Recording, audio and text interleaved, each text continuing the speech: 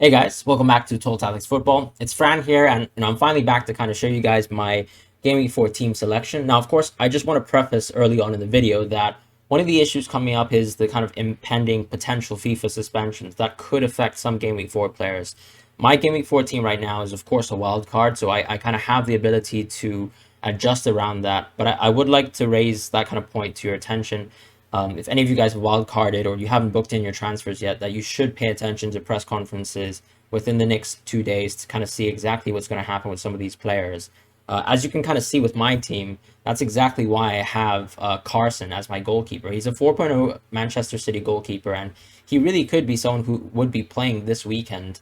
Now, of course, he is playing versus Leicester, a team that does exceptionally well versus Man City, but I still kind of rate the ability to kind of get a Man City clean sheet at this point in time versus what I would consider to be quite a weak Leicester team. So that's kind of my thoughts on that and why I'm kind of going for that little bit of a risk here. Not really a big issue because I am on a wild card fundamentally, and I still have Sanchez. I also have 0.5 million in the bank. The idea is to make sure that I'm a bit flexible in terms of transfers. I am even considering, for example, dropping Benrahma, who I've had from the start, to maybe go into Rafinha, given the fact that I have really nice team value.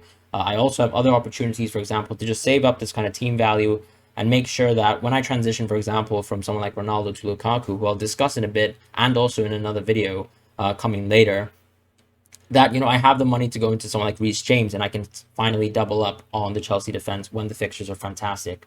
But let's actually start from the defense, right? So I've gone for Trent and I've kept Trent in my team. I think fundamentally one of the discussions that a lot of people were thinking about was, what to do between Greenwood, Jota, and Trent, and even Torres, right? And for me, I think Trent was, out of that kind of price bracket of players who are around 7.5 mil to 7 mil, he makes the most sense for me in terms of how nailed he is. I think he stays and holds a place in almost everyone's teams unless they kind of have like a combination of, let's say, Diaz plus another kind of defender from maybe Chelsea as an example. But as you can see with this structure, I think as long as you have two premiums, you have the opportunity to make sure that Trent can stay in your side, and that's exactly why he has.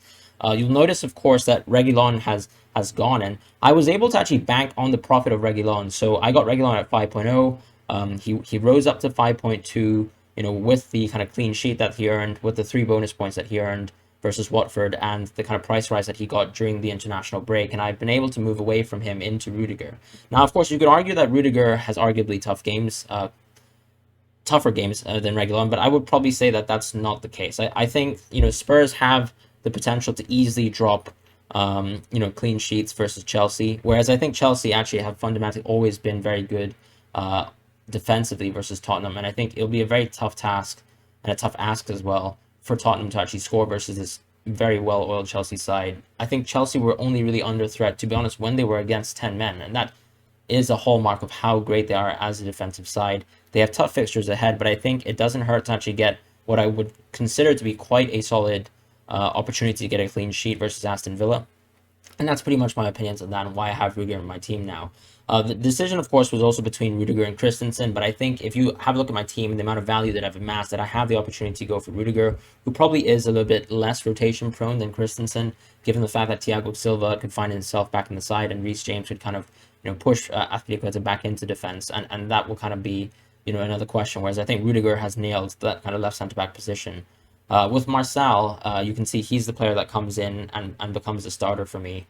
I have the faith in Marcel to actually start. A lot of people have been asking me about why, I don't have someone like Cody as an example, who probably is more nailed historically, right, for Wolves. But I do think that, Marcel has been given, 3 opportunities to start.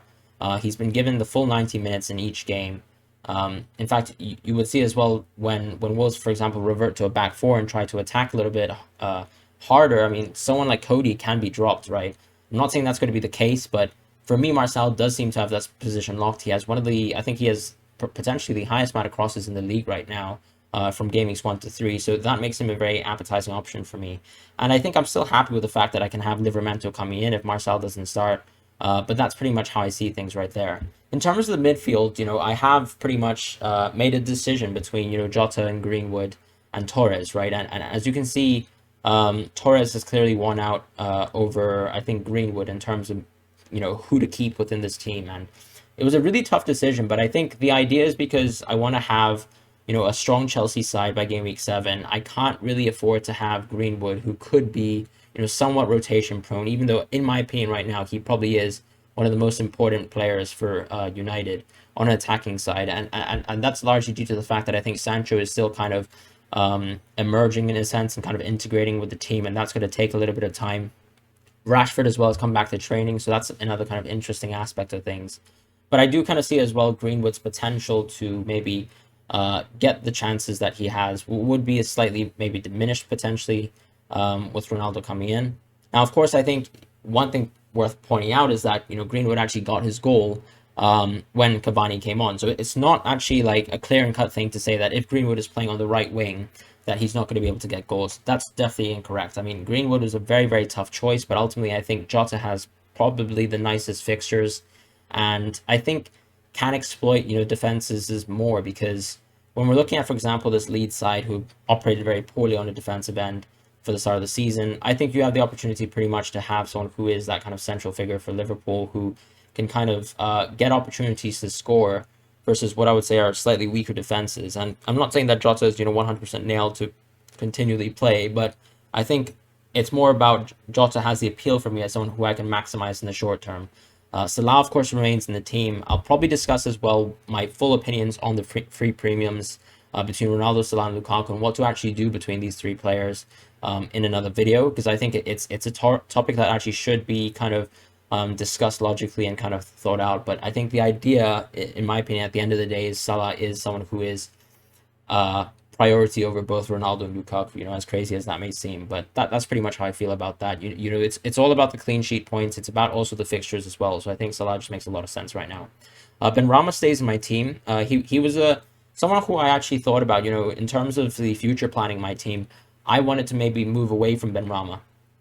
And I see a great opportunity to potentially move away from Benrahma if he doesn't have a fantastic fixture coming up in the future with the straight swap to Rafinha. And that's exactly why I have 0.5 million in the bank. So Benrahma right now, as a transfer kind of asset, is worth 6.2 million. So I will have the money to move into Benrahma, and move out of Benrahma rather, and go into Rafinha if that is the case. Torres is another sort of punt in this side who, there were definitely formations that I could have made. For example, let's say dropping Rudiger to Christensen and then going for Greenwood over Torres, to kind of play around with that.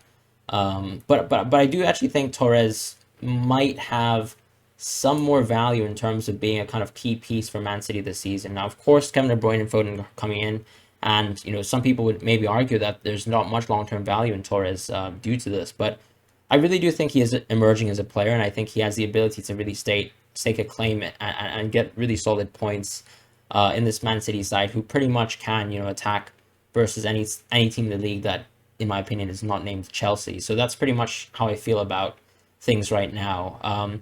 The forward line is going to be Antonio, DCL, and Ronaldo. Now, I think with Antonio, DCL, and Ronaldo, they pretty much were the consensus, I think, front line that I think any wildcarder wanted to go for this kind of week. And I think, it's simply put, it comes down to the fact that Antonio is probably the most informed player in the league right now. DCL is clearly kind of just behind him in terms of when you look at expected goals and other kind of key statistics like that. I mean, DCL clearly is reigning supreme, and you can see the way Everton play. Fundamentally, is always just to try to attack to dominate Calvert-Lewin's strengths. He's also on penalties as well, which has of course increased his value insurmountably. But that's pretty much this position that I kind of see myself in. I do think DCL is a fantastic option to keep. I also have the option, of course, to pivot into someone like Bamford and Jimenez, and maybe I can change up the structure of my team as well from doing so. But right now, I think this is the team that I'm going to go for, and I'm going to captain Ronaldo this week as well, because I do think that he has had enough time to actually go into training. I know there are plenty of reports saying that he might not start, but I think he has had enough time to train. He is an extremely fit player. We know he's played very consistent minutes. The only kind of time in his career where he wasn't consistently getting 2,800 minutes a season was, under Zidane in a very specific Real Madrid team that was clearly kind of fighting for more things than just the league, and I think he was deliberately rested in that sense. But ultimately, we know Ronaldo is a fitness monster. I think he can actually play most of the games in the season, and at least for this kind of stretch before I switch back into Lukaku, maybe in Game Week 7, I think Ronaldo is a fantastic pick. And that's pretty much all for the video, guys. I mean, once again, that kind of decision making between Torres is something that I might once again reconsider, and I'll have to kind of pay attention to what Pep Guardiola says in terms of press conferences as well. Have a little bit of assessment of whether I really want to stick Rudiger in the team. I could maybe go for Christensen and Greenwood instead. Let me know what you guys think about that. But other than that, I hope you guys have a wonderful week, game week ahead, and I'll see you guys soon in the next video.